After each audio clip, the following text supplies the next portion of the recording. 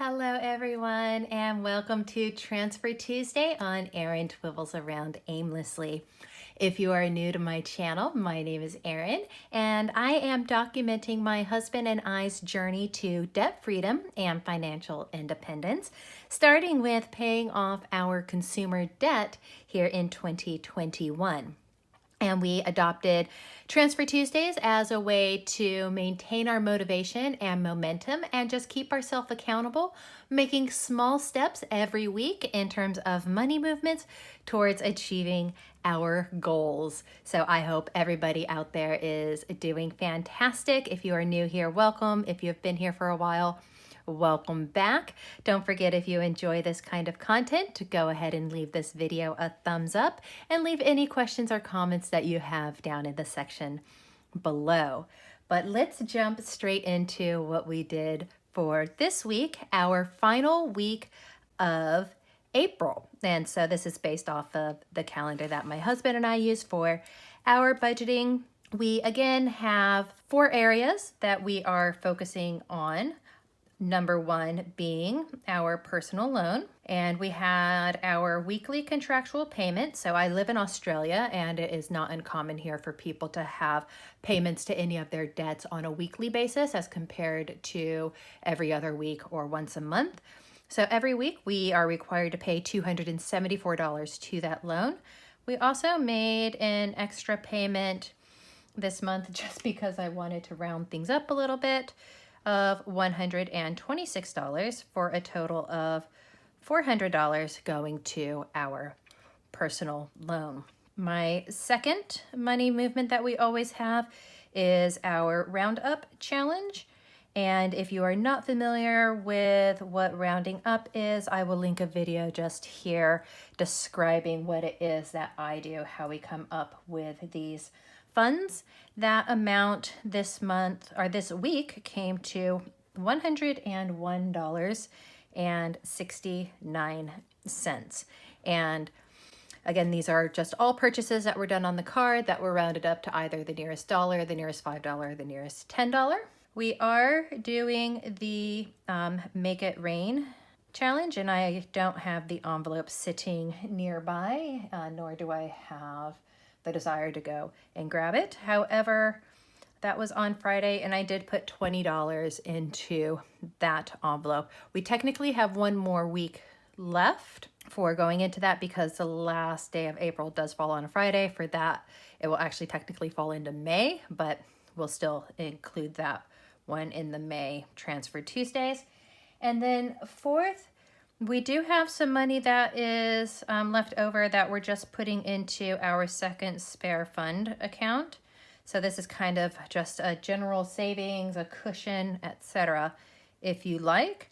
And that is for $594. So this is the same as we did last week as well, just because we've had so much money going in and out of the account. We just want to give some time for things to settle down, because last thing that I want is to kind of deplete everything out of the bank account and then suddenly go, oh, well, actually we need a little bit here, a little bit there. Also because we did change our insurance and we did have to do a large upfront payment of $600. Then having this money in those sitting kind of in that cushion actually helped to cover some of being able to pay all of that up front. And I think that this for us was a really good example and a really good lesson why we don't want to put all of our eggs in one basket and just throw everything to the personal loan. Because once a payment is made to that loan, it's very difficult to get that money back. Now, technically, yes, we can redraw on our loan. So if we are ahead on payments, we can redraw anything ahead that we have made. But that's a bit of a pain when our goal is actually for payoff. So had we been focusing entirely of just putting everything towards that debt to where we would not be able to get that money back, and then had this expense come up, we would have to be looking at some of our other sinking funds and such to cover that expense, because it wasn't something that we had been setting money aside for. So for us, that just kind of validates why this is a good approach for us of not going whole hog, so to speak, everything into one particular area, but basically taking a diversified approach.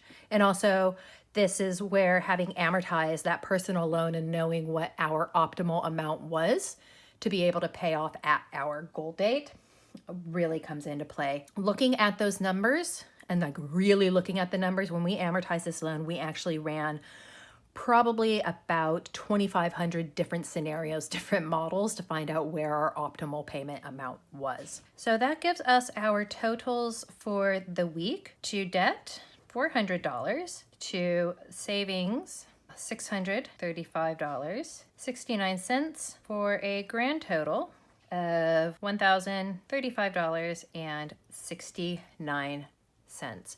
So another pretty good week in terms of moving money around and to the side. As I said, not all of it is going to be saved. That's kind of what these spare fund, they're temporary housing until we know exactly where we want to put that. Money from the Roundup Challenge is going to go into a sinking fund.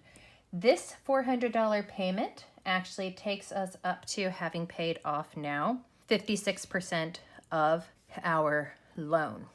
And I don't have my additional sheet. So our total extra that we paid to debt over the 4 weeks was $12,890. And this was actually 43.4% of what we owed. So we paid off just under 50% of our of what we owed on our consumer debt in 1 month alone. Our roundup, which we decided is going to go to top up some of our capped sinking funds, that came to $251.73. That is enough to completely fill 1.5 of our capped sinking funds. So again, Tara, Journey to Wisdom and Wealth, thank you very much for that idea. It worked out brilliantly. Definitely going to be doing it again in May. Go check out her channel. I'll link it down below. She's the most infectiously positive person that I have found yet on YouTube. I learned so much from her, and she's in her 20s, and I'm just like, I wish I had my stuff together as much as she does at that age. The Make It Rain Challenge, so far we have put $50 towards that. That will get sealed up and then put away and won't be looked at until the end of the year. And then to our other spare funds, so our general savings, we put $1,094. April, an anomaly for us because we had that payout for the bike. That was the trade-off. Yes, we paid off a lot of debt, but my husband lost his beloved bike in the process and had to downgrade as well. But that is life. That's just, that's how it goes. We roll with it, and we move forward from there. It's worked out in a different way in the long run. But overall, getting, being at 56% of having that loan paid off and seeing that go up, and it's only incrementally going up maybe about 1 or 2% each week, but that's 1 or 2% that we are moving forward and not moving backwards. So the debt is going down, the savings is going up. We think that we've actually found a pretty nice harmony in what it is that we are doing so that we're not too focused or not too intense in any one particular area, and that is going to be sustainable for us to get through the rest of these next few months and going into winter. Heading into that's when we kind of really also hunker down and bunker down as well because, well, it's winter, and even though it's in the 70s, it's still cold. That brings us to our final point, and that is our detritus, our debt tracking chart. So this is why I chose an amount of $400, because an amount of $400 allows me to color in 2.4 boxes, which means that I can even out and quit having these little halvesy partially box here, which was just really, it was annoying me. So we get 2.4 boxes because our usual contractual payment of $274 gives us 1.6. So get one there and one there. She is filling up rather nicely. I could complain, but that'd be stupid. So not complaining, really happy with how we're going. As I said, that is the nice thing with having a designated day every week. It doesn't matter if it's a Tuesday, it could be a Monday, Money Movement Monday, Work It Wednesday, You know, I love the people paying off their student loans. They have Fed Loan Friday. For a bit, I'm like, oh, I miss paying my student loans. I want to be able to call it Fed Loan Friday. And then I'm like, I do not miss paying off my student loans, because that was over $150,000 that we knocked out, there.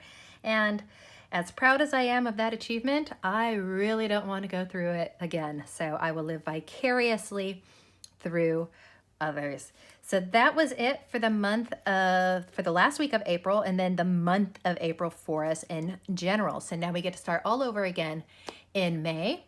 Probably a similar focus, a different challenge. So the Make It Rain will be over. So we have a new challenge that we're going to be focusing on for our envelopes, for getting that put away. And as I said, that's just additional money that I put those in envelopes at the end of each month. I seal them up, I put them into the safe, and then at the end of the year, come December, I will open them all up and be pleasantly surprised by how much money is in there, and then make a decision of what it is that I'm going to do with it. So that will do it. Let this be a reminder to you to make some kind of a money movement. If it's a couple of cents, a couple of dollars, a couple $100, even if it's a couple $1,000. As always, let me know in the comments how you are going and what it is that you have done. If you've stuck around this far and you enjoyed this content, definitely give it a thumbs up to let me know that you like this. Just gives me, warm fuzzies and some encouragement to keep going and motivating me to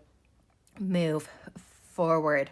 But make some kind of money movement yourself. Always, always, always remember to choose kindness, show gratitude, always keep a positive mindset.